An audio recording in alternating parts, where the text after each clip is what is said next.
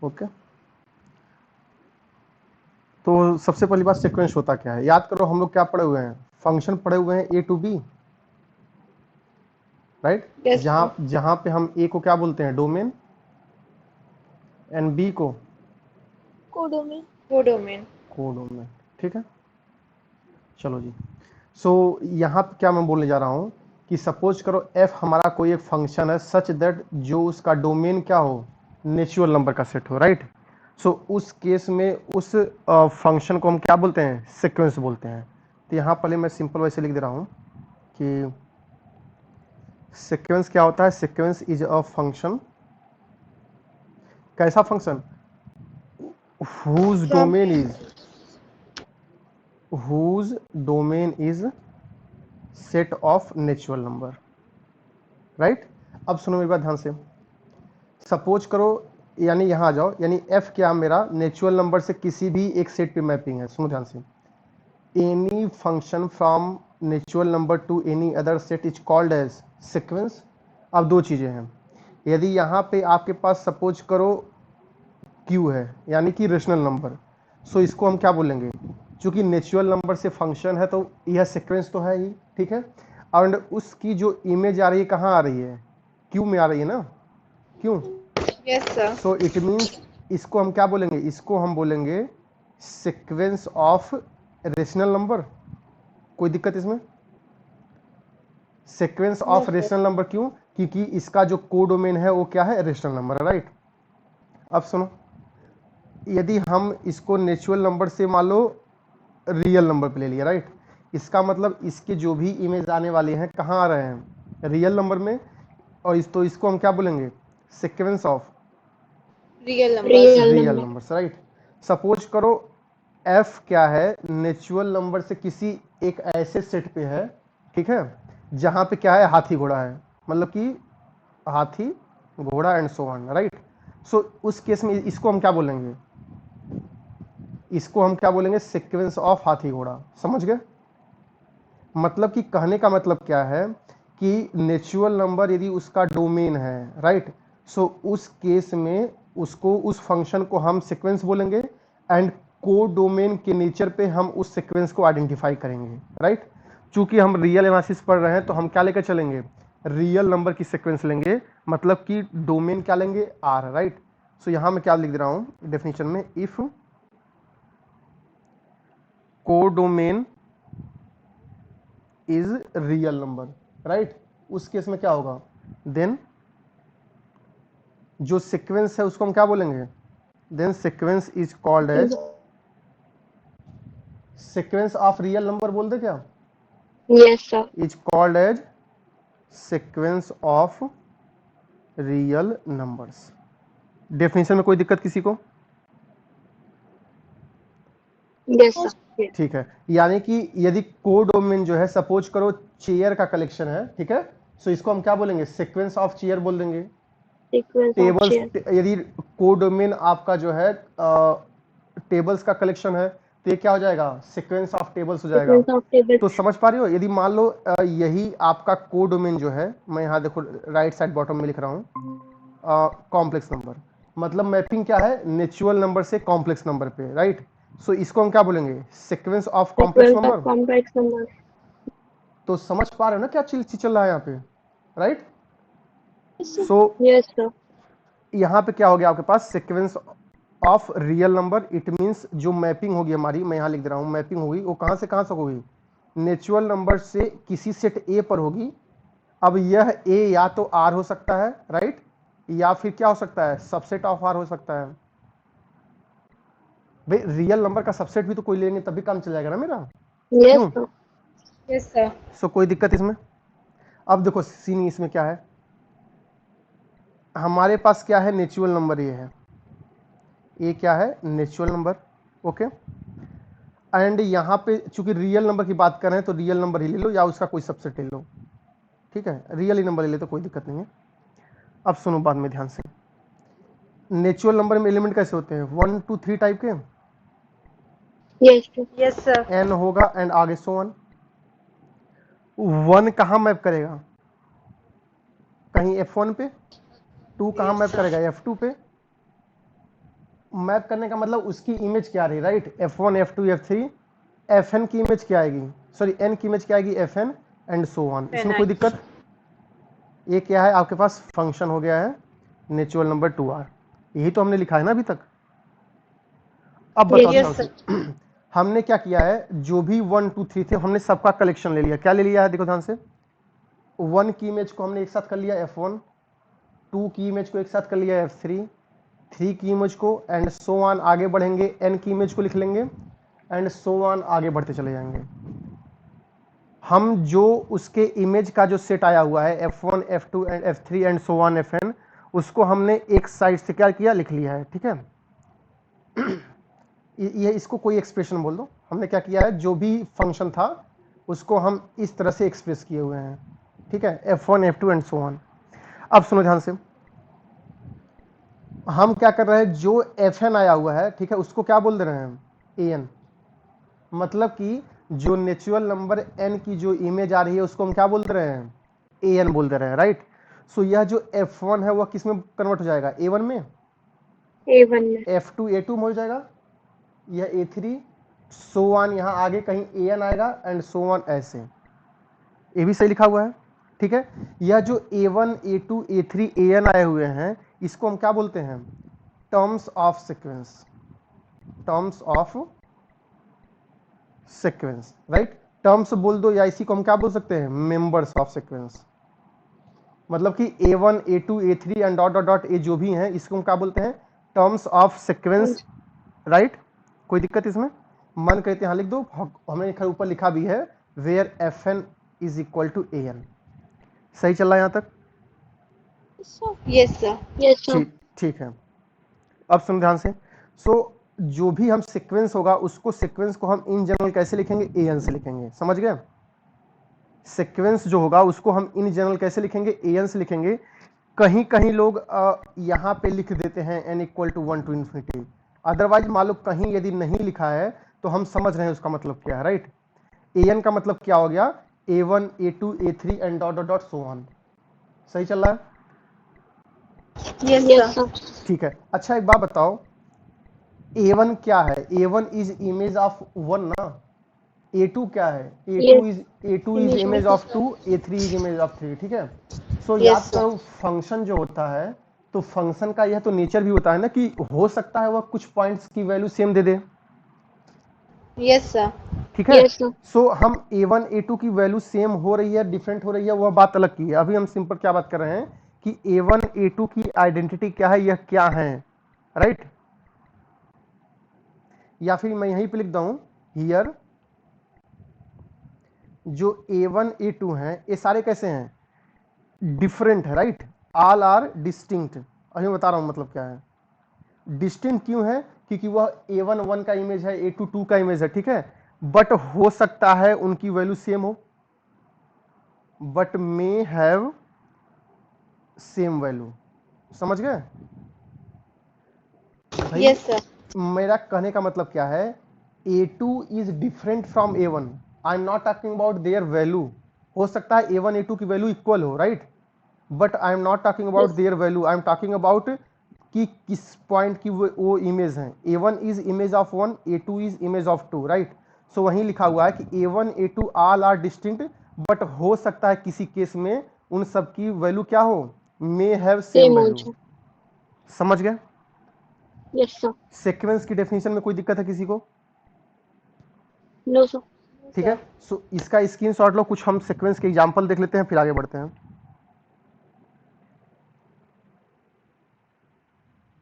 Okay, sir. हो गया? yes चलो sir,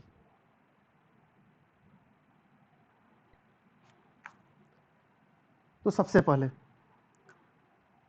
एक छोटा सा एग्जांपल कर लेते हैं। एक आपके पास सीक्वेंस दिया हुआ है, और सीक्वेंस है जाहिर सी बात नेचुरल नंबर से मैपिंग है, और आपको क्या बोला गया है, such that f of n is equal to 1। मतलब कि हर एक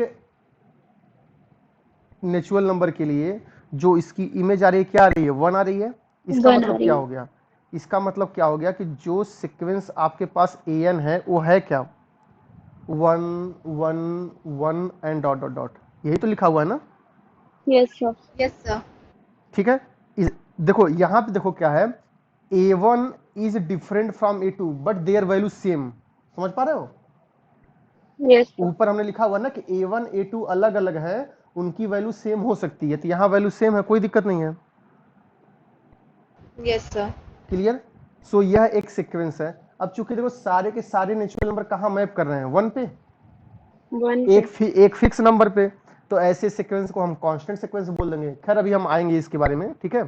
सो नेचुरल नंबर की डेफिनेशन हो गई, जहां पे an क्या बता रहा है, an क्या है, an is the nth term of sequence. an का मतलब क्या हो गया, fn है, और यह क्या है, nth टर्म ऑफ सीक्वेंस। सही चला यहां पे? अब बताओ ध्यान से, Yes. ठीक है। सपोज करो हमको इसी सीक्वेंस का रेंज निकालना हो, ठीक है, range of this sequence, range of an, मान लो सीक्वेंस an।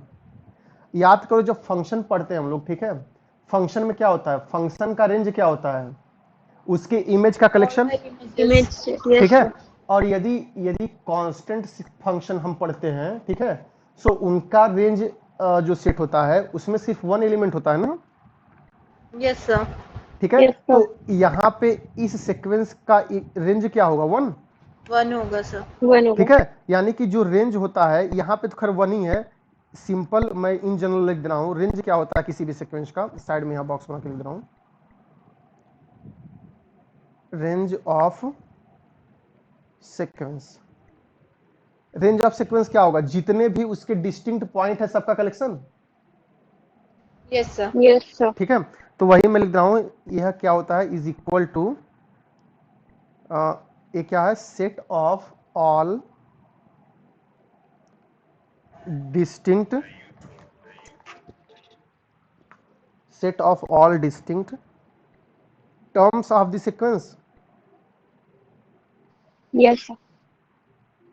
क्यों, जितने भी उसके डिस्टिंक्ट टर्म है वह उसका क्या होगा, रेंज होगा। अब ध्यान से बताओ, हमने एक दूसरा सीक्वेंस लिया हुआ है, अब मैं an से लिख रहा हूं, ठीक है, बार बार नेचुरल नंबर्स मैपिंग नहीं लूंगा। an क्या लिखा हुआ आपके पास, -1 की power n for every n, right. So इसका जो इमेज सेट आएगा क्या आएगा, 1 और Minus minus. 1 और n 1. इक्वल टू 1 लोगे तो -1, Yes, sir. 1 और minus 1 1 आएगा. इधर लेंगे तो 1 आएगा. 1 -1 पे ऐसे घूमता चला जाएगा। सो इसमें देखो इसका रेंज क्या होगा, फिर इसका रेंज क्या आ जाएगा, Minus 1 और 1. 1 रेंज और क्या होता minus है, 1. सिर्फ और सिर्फ क्या होगा, -1 Minus एंड 1 1, and यही 1. तो होगा। Yes, तो sir. Yes, sequence, sir. अब देखो, अब यहाँ पे कैसा रेंज फाइनाइट है ना, देखो Yes, sir. Yes, सिर्फ sir. 2 एलिमेंट है, यहाँ पे रेंज कैसा है, फाइनाइट है, राइट। यहाँ भी देखो, यहाँ रेंज कैसा था, Finite. सिंगलटन सेट था, तो यहाँ भी रेंज कैसा है, फाइनाइट, राइट। अब आपके पास एक एग्जांपल और मैं लिख रहा हूँ, आप बताओगे, थर्ड वन। एक सीक्वेंस हमने क्या लिखा है, a1 is equal to 1/n, ठीक है। अब इसका जब an इक्वल टू 1/n है तो क्या होगा, 1, 1/2, 1/3 एंड सो ऑन, यही तो आएगा, Yes, sir. ठीक है। Yes. इसका रेंज क्या आएगा, अब देखो इस चूंकि सीक्वेंस के सारे टर्म कैसे हैं, डिफरेंट हैं, तो रेंज भी वही हो जाएगा इसका। Yes, sir. Yes, sir. Range और सीक्वेंस के सारे टर्म में डिफरेंस तभी होगा जब सीक्वेंस में कुछ टर्म क्या हो, सेम वैल्यू दे, राइट। अगर दोनों यदि डिफरेंट वैल्यू आ रहा है हर एक के लिए, इट मींस उसका रेंज और टर्म सारे कैसे हैं, सेम हो जाएंगे। क्लियर? अब बताओ यह जो रेंज है, ठीक है, जो अभी को हमने निकाला हुआ है, ये फाइनाइट है कि इनफाइनाइट है, Infinite. Infinite, sir. फाइनाइट या इनफाइनाइट, इनफाइनाइट है। सो Infinite, इन sir. सो इनफाइनाइट और फाइनाइट रेंज में आप डिफरेंस निकाल पा रहे हो, Yes, sir. Yes, sir. ठीक है जी। अच्छा, अभी को हमने साड़ी में देखा हुआ है, रेंज जो सीक्वेंस का जो रेंज है वो कैसा है, Singleton 1 finite है. सिंगलटन है। यदि रेंज सिंगलटन है इसका मतलब क्या हो गया, इसका सीधा सीधा मतलब है सीक्वेंस कैसी है, constant. Yes, Yes, sir. sir. सो वही चीज मैं यहाँ लिखने जा रहा हूँ, क्या लिखने जा रहा हूँ, देखो साइड में,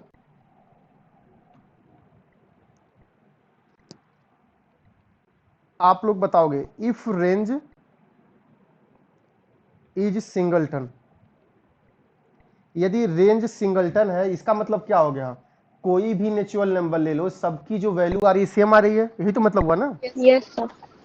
देन सीक्वेंस कैसा हो जाएगा, sequence is constant sequence. Constant Constant sequence. sequence. Constant sequence क्या होता है, जो हर एक की वैल्यू क्या दे, सेम दे, वही कांस्टेंट Same फंक्शन day. की डेफिनेशन जो चल रही है, राइट। चलो जी यहां तक कोई दिक्कत नहीं आप लोगों को, ठीक है। अब एक बात बताओ, सपोज करो रेंज कैसा है, फाइनाइट है, रेंज इज फाइनाइट, राइट। अच्छा एक बात बताओ, हर एक नेचुरल नंबर के करस्पॉन्डिंग डिफरेंट डिफरेंट क्या आ रही है, टर्म आ रही है, A1 A2 A3 and so on, क्यों। Yes, sir. सो मान लो Yes, sir. यदि किसी भी सीक्वेंस का रेंज कैसा हो गया, फाइनाइट हो गया, जैसे मान लो देखो यहाँ इस वाले को देख लो या उसके ऊपर देख लो, इसका मतलब क्या है कि कोई ना कोई एटलीस्ट, किसी वैल्यू पे रिपीट कर जाएगी, मतलब दोबारा हाँ जी यही मैं जाएगी. बोलने जा रहा हूँ कि if range of A sequence is finite, इसका मतलब क्या हो गया कि रेंज का कम से कम एक एलिमेंट ऐसा होगा जो इनफाइनाइट टाइम्स रिपीट कर रहा होगा, क्यों। Yes, sir. Yes, sir. यही तो बोला गया ना। Yes, sir. तो वही मैं लिख रहा हूं कि if range is finite then sequence has at least one member which repeats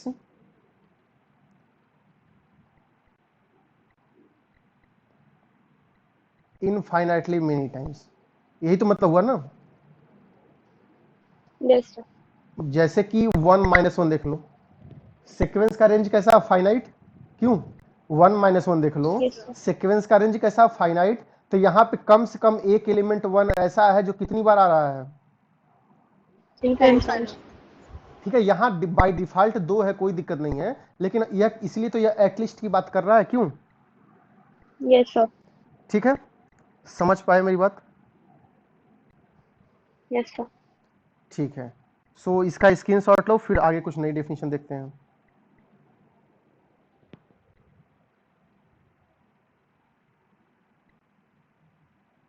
हो गया. Okay, ठीक sir. है,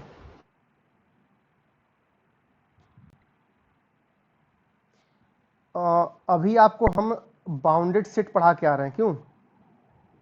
Yes, sir. Yes, sir. Same तरीके से हम आपके पास डेफिनेशन क्या दे रहे हैं, बाउंडेड सीक्वेंस की, ठीक है।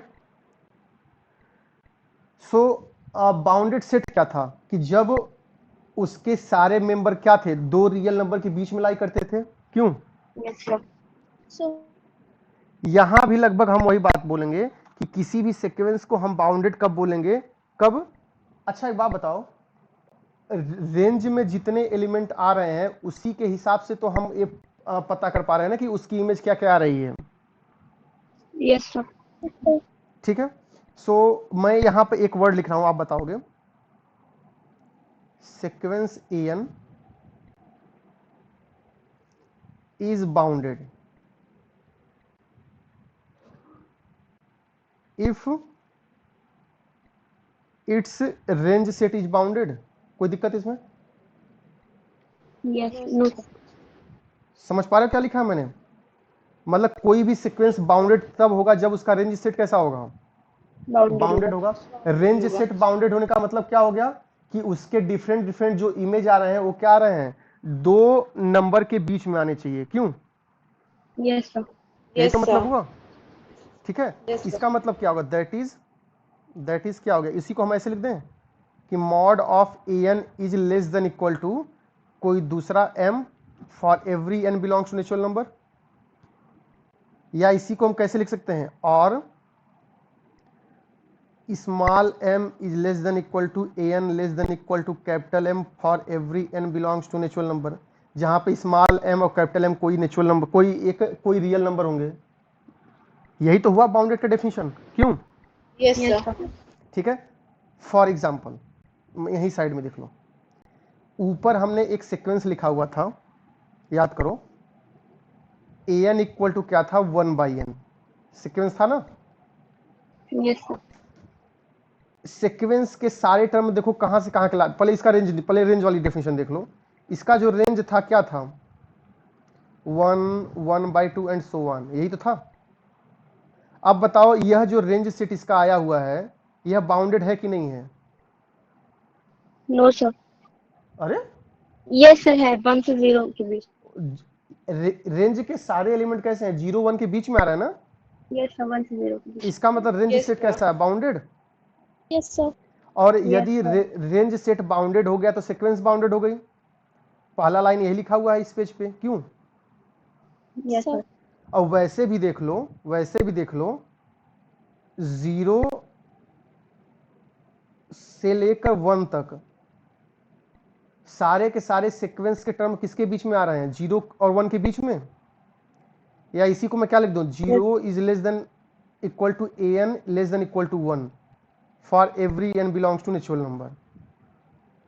इसका मतलब क्या हुआ, सीक्वेंस के जो टर्म हैं वो किसी दो रियल नंबर के बीच में आ रहे हैं, इसका मतलब सीक्वेंस बाउंडेड हो गया। क्यों? Yes sir. बाउंडेड सीक्वेंस खत्म। याद करो वहां पे हम पढ़े हुए थे bounded, Yes, sir. Bounded above set and bounded below set पढ़े थे ना, Yes, bounded sir. Above bounded below पढ़े थे ना हम लोग, Yes, sir. ठीक है। Yes, sir. सो वही चीज मैं यहां लिखने जा रहा हूं।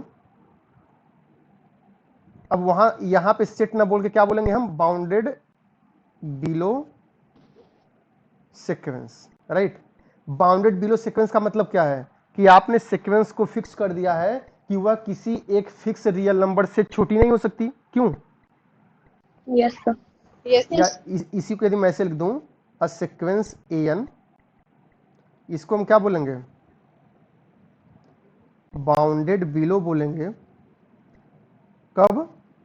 जब वहां पे कोई एक रियल नंबर ऐसा मिले सच दैट an कैसा हो, उस m से बड़ा या बराबर। Yes, yes sir. सर। यही तो मतलब हुआ। उसको हम क्या बोलेंगे, bounded below 6, right. Below sequence. मतलब कि आपने इसको फिक्स कर दिया कि सीक्वेंस के जो टर्म होंगे इससे छोटे नहीं हो सकते, राइट। कोई दिक्कत इसमें? No, sir. नो चलो सर। ठीक है। अब चूंकि यहां पे इसका एग्जांपल भी लिख लो, फिर हम एक सीक्वेंस लिख रहे हैं, ध्यान से देखना। an is equal to n, मतलब कि 1 की इमेज 1 है, 2 की इमेज 2 है, 3 की इमेज 3 है एंड सो ऑन, यही तो है ना। Yes Yes, sir. sir. अब बताओ यह जो सीक्वेंस लिखा हुआ है यह बाउंडेड बिलो है कि नहीं है? है sir, bounded below. है सर। इसकी सीक्वेंस के टर्म किससे बड़े हैं, ग्रेटर देन इक्वल टू या इक्वल हैं? 1 से 1 sir. से। 1 से। इसका Yes, यदि sir. रेंज सेट निकालोगे आप, यदि ठीक है, इसका रेंज क्या आएगा, 1 2 3 एंड सो ऑन, यही तो आएगा ना। सो Yes, मैं बोल sir. दूं यस कि सर। इस सीक्वेंस के सारे टर्म कैसे हैं, greater than equal to 1। Yes sir. Yes, sir. यदि सीक्वेंस के सारे टर्म यदि ग्रेटर देन इक्वल टू 1 है, इसका मतलब क्या हो गया, इसका मतलब ये हो गया कि सीक्वेंस कैसा है, bounded below. So Bounded below. an is equal to n जो है ये कैसा है आपके पास, bounded below bounded sequence. Below. So bounded below bounded above समझ पा रहे हो आप लोग? Yes sir. ठीक है, यहीं पे डेफिनेशन ले लो बाउंडेड एबव का। अब डिट्टो इसी का उल्टा कर दोगे, बाउंडेड एबव हो गया। Yes sir. Yes, bounded sir. Bounded above का मतलब क्या हो गया, आपने सीक्वेंस को फिक्स कर दिया है कि वह किसी फिक्स रियल नंबर से बड़ी नहीं हो सकती, बड़ी वैल्यू नहीं दे सकता। क्यों? यस यही सर। तो ठीक है। सो मैं यहां लिख दे रहा हूं,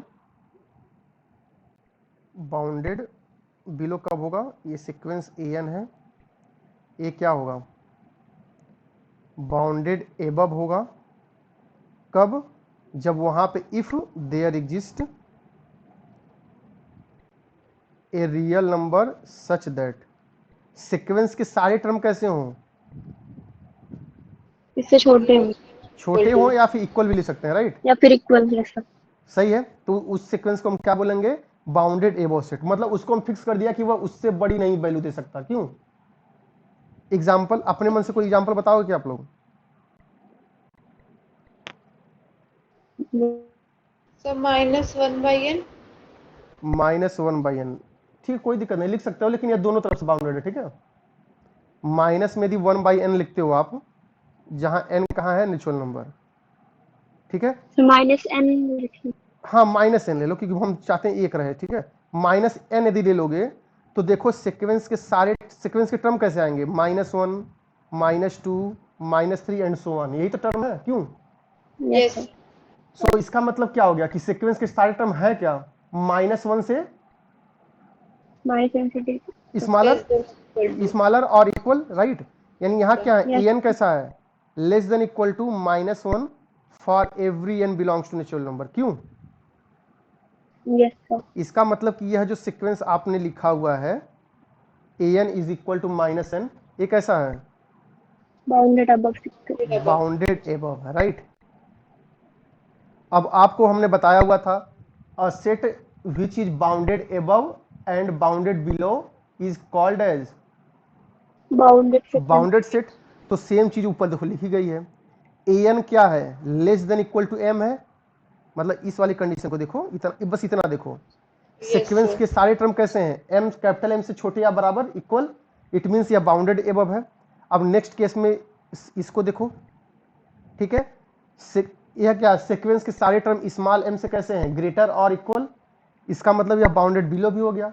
सो a sequence which is both bounded above and bounded below is called as bounded sequence. Sequence. Sequence. So आपके पास बाउंडेड बिलो का एग्जांपल हो गया, बाउंडेड एबव का एग्जांपल हो गया एंड बाउंडेड सीक्वेंस का एग्जांपल हो गया। सो इसमें किसी कोई दिक्कत, No, No, sir. sir. सही है। Yes, sir. चलो तो इसका स्क्रीनशॉट लो, फिर हम आगे बढ़ते हैं।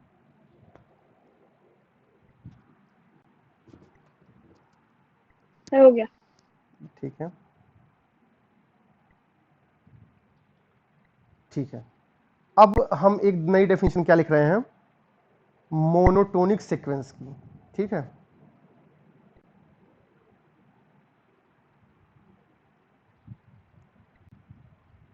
मोनोटोनिक सीक्वेंस, मोनोटोनिक सीक्वेंस में हम दो बातें करते हैं या दो तरह की सीक्वेंस पढ़ते हैं। पहला मोनोटोनिक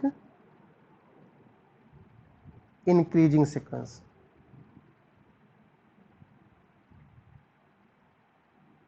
जब हम मोनोटोनिक इंक्रीजिंग सीक्वेंस की बात करते हैं तो उसी को हम एक वर्ड और लिख देते हैं, क्या, non decreasing, non decreasing sequence, ठीक है। तो सुनो ध्यान से कोई भी सीक्वेंस यदि आपके पास है तो an क्या डिनोट करता है, उसका nवें टर्म सीक्वेंस का, क्यों, Yes, Yes, sir. sir. Sequence का nवा term is denoted by an, right. So यदि an की जगह हम an+1 कर दें तो n+1 क्या है, n+1 N term plus of, 1 is 10. ठीक है, N plus 1. ठीक है। अब सुनो ध्यान से, मैं यहां एक चीज लिख रहा हूं, an is less than equal to an+1 for every n belongs to natural. इसका मतलब क्या हो गया, हर एक नेचुरल नंबर के लिए जो an होगा क्या होगा, an+1 से छोटा हो गया, बराबर होना चाहिए, राइट। Yes, sir. सो इसका मतलब क्या होगा, a1 is less than equal to a2, Yes, यदि sir. a2 is less than equal to a3, Yes, या sir. इसी को हम दूसरे शब्दों में लिख दें अच्छे से, यहां क्या लिख दें, a1 is less than equal to a2, a2 is less than equal to a3, a3 is less than equal to a4 and so on. आगे कहीं an आएगा, an is less than equal to an+1 and आगे dot dot dot. यही तो मतलब हुआ ना। इसका मतलब क्या हो गया कि जो सीक्वेंस का जो अगला टर्म आएगा वो पिछले वाले टर्म से या तो ग्रेटर होगा या तो इक्वल होगा, यही तो मतलब हुआ ना, Yes, sir. मतलब कि वो बढ़ता रहे, राइट। एग्जाम्पल, डेफिनेशन समझ गए ना क्या लिखा हुआ है। Yes, sir. एक एग्जाम्पल मैं लिखा हूं सीक्वेंस का, देखो ध्यान से क्या लिखा हुआ है, देखो an इज इक्वल टू क्या लिखा हुआ, 1 2 2 3 3 3 एंड सो ऑन। मतलब क्या लिखा है, 1 देखो 1 टाइम्स आया हुआ, 2 2 टाइम्स, अगली बार 3 3 3 टाइम्स आया हुआ एंड सो ऑन। इसका मतलब क्या हो गया, यहां आप ही बताओ मुझे कि जो अगला वाला टर्म है वो पिछले वाले से या तो ग्रेटर है या तो क्या है, इक्वल है। Equality. Yes, देख sir. रहे हो, सीक्वेंस के सारे टर्म बढ़ते जा रहे हैं ना। इसका मतलब Yes, यह जो yes, sir. सीक्वेंस कैसा है, monotonic increasing sequence. Increasing sequence. Yes, मैं sir. इंक्रीजिंग सीक्वेंस को ऐसे लिख रहा हूँ, राइट, ऊपर 2 एरो बना के। अब एक दूसरा सीक्वेंस में लिख रहा हूँ, A N equal to N ले लो। जब A N equal to N लोगे आप, तो इसका मतलब क्या हो गया, सीक्वेंस के टर्म कैसे हैं, 1 2 3 4 5 6 7 8 1, 2, 9, 3. Yes, sir. राइट, बढ़ते हुए जा रहे हैं। Yes, sir. भाई इसका यदि इमेज ले लोगे आप तो क्या आएगा, 1 2 3 एंड सो ऑन, यही तो आएगा ना। Yes, sir. yes, sir. ए भी तो इंक्रीजिंग सीक्वेंस है, Yes, sir. Yes, कोई sir. दिक्कत। No, तो sir. इंक्रीजिंग सीक्वेंस समझ के क्या आ रहा है, Yes, Yes, sir. sir. Right. अच्छा एक बात बताओ, जो इसमें जो फर्स्ट वाला एग्जाम्पल है, ठीक है, फर्स्ट वाले एग्जाम्पल की तरफ देखो, इसमें देखो कुछ टर्म आपस में इक्वल भी हो रहे हैं, राइट। Yes, sir. नीचे वाले में कोई भी टर्म आपस में इक्वल नहीं हो रहा है, देखो Yes, 1 2, ठीक है। सो इसी को हम क्या बोलते हैं, जैसे यहां देखो डेफिनेशन में क्या है, यहाँ इक्वल टू लिखा हुआ भी हो सकता है ना। डेफिनेशन में Yes, क्या sir. बोल रहा है कि जो नेक्स्ट टर्म है वह या तो ग्रेटर हो या तो इक्वल हो, यही तो बोल रहा है ना। Yes, sir. सो यहां पे मैं एक डेफिनेशन लिख रहा हूं, ध्यान से देखो आप, जो है स्टार बना के क्या लिख रहा हूं मैं,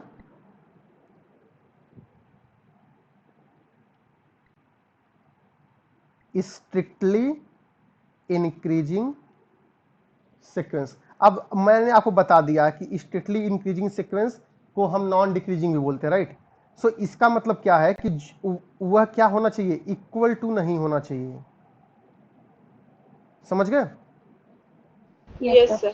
मतलब कि जो सेकंड वाला एग्जांपल है उस टाइप का, मतलब कि सीक्वेंस के सारे टर्म कैसे हो, डिफरेंट हो और बढ़ते रहे आगे, ठीक है। तो उसको हम क्या बोलते हैं, स्ट्रिक्टली इंक्रीजिंग सीक्वेंस। Increasing. मतलब कि जो यह इक्वल टू वाला साइन है यह हट जाए। सो इसका मतलब कि जो सेकंड वाला जो एग्जांपल था यह कैसा था, strictly Strictly increasing increasing sequence, sequence. Increasing है लेकिन कैसा है, स्ट्रिक्टली, Strictly increasing. मतलब कोई भी टर्म उसके इक्वल नहीं है, राइट। और जो पहला वाला है वो तो इंक्रीजिंग हमने बताया ही था, समझ गए। Yes, sir. So Yes, sir. Increasing sequence और एंड स्ट्रिक्टली इंक्रीजिंग सीक्वेंस में डिफरेंस समझ गए आप लोग। Yes, sir. Yes, sir. ठीक है जी, आगे बढ़े। अब Yes, इसी में, sir. अब चूंकि स्ट्रिक्टली इंक्रीजिंग देख लिया हम लोग, ठीक है, या तो इसी में हम एक डेफिनेशन और लिख देते हैं, monotonic decreasing sequence, decreasing sequence, या इसी को हम क्या बोल देंगे, नॉन इंक्रीजिंग, मतलब जो घट रहा हो, सिंपल सी बात है, ठीक है, नॉन इंक्रीजिंग सीक्वेंस, मतलब जो क्या हो, जो बढ़े मत, इनफैक्ट वो घटता रहे, राइट। फॉर एग्जांपल बताओ जल्दी से। n is equals to minus n. हाँ यही लिख सकते हो, देखो हर एक पता नहीं, लेकिन सबसे पहले डेफिनेशन लिख दें, यानी ए एन कैसा हो, यानी कि जो अगला वाला टर्म हो वो पिछले वाले से क्या हो, स्मॉलर और इक्वल, यानी ए एन क्या हो, is greater than equal to a n plus 1। क्यों, यही तो मतलब हुआ Yes, ना। sir. Yes, sir.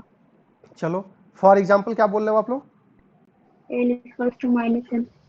यदि हम ए एन इक्वल टू क्या ले लें, माइनस एन ले लें, ठीक है, इसका मतलब क्या हो गया, -1 -2 एंड सो ऑन। तो देखो जो अगला वाला टर्म है वो अपने पिछले वाले से कैसा है, स्मॉलर है या फिर, No, yes, sir. समझ पा रहे हो मेरी बात। Yes, sir. ठीक है, इसी में एक और एग्जांपल लिख लो, वही जो ऊपर लिखा हुआ है, -1 -2 -2 -3 -3 -3 एंड सो ऑन। ए भी तो नॉन इंक्रीजिंग है, इसका मतलब ए भी तो डिक्रीजिंग सीक्वेंस है, क्यों। Yes, sir. लेकिन दोनों में अंतर क्या है, यहां पे भी मैं एक छोटा सा डेफिनेशन क्या लिखूंगा आपके पास, Strictly decreasing. Strictly. यहां मैं First लिखूंगा one is आपका strictly. Strictly decreasing. Strictly decreasing का मतलब वह घटता ही रहे, कभी भी इक्वल ना हो, मतलब कि जो डेफिनेशन में आपका इक्वल टू है, राइट, उसको हटा दो। देखो यहां डेफिनेशन में यहां इक्वल टू था ना, Yes, अरे sir. यहाँ ठीक है, वही यहाँ से हटा दो, ठीक है। सो यहाँ पे जो पहला वाला जो एग्जाम्पल है, जो फर्स्ट एग्जाम्पल आपने लिखा हुआ, वो कैसा है? Strictly decreasing. मोनोटोनिक डिक्रीजिंग तो है, या डिक्रीजिंग है, राइट? नीचे साइड एरो रहेगा। मोनोटोनिक डिक्रीजिंग है, लेकिन कैसा है? Strictly, right? एंड नीचे वाला सिंपल मोनोटोनिक डिक्रीजिंग बोल दो। सही लिखा हुआ है। मतलब स्ट्रिक्टली का मतलब क्या हो गया? यह जो स्ट्रिक्टली है, इसका मतलब क्या हो गया? कि कोई भी टर्म रिपीट नहीं करना चाहिए। क्यों? Yes, sir. Yes, sir. Strictly इसका मीन्स क्या? मीन्स नो टर्म्स या टर्म रिपीट्स। समझ पाए क्या? Yes, sir. सो यह आपके पास क्या हो गया? Monotonic increasing sequence and monotonic decreasing sequence. ठीक है, एक मैं यहीं पे बॉक्स बना के लिख दे रहा हूं, ठीक है, इतने एग्जांपल हो गए हैं। तो कांस्टेंट सीक्वेंस क्या होगा? याद करो। Yes, sir. जिसकी रेंज सेट में सिंगलटन नहीं कांस्टेंट नहीं, वह तो डेफिनेशन बता रहे हो आप। मैं बोला कांस्टेंट सीक्वेंस क्या होगा? इंक्रीजिंग होगा कि डिक्रीजिंग होगा?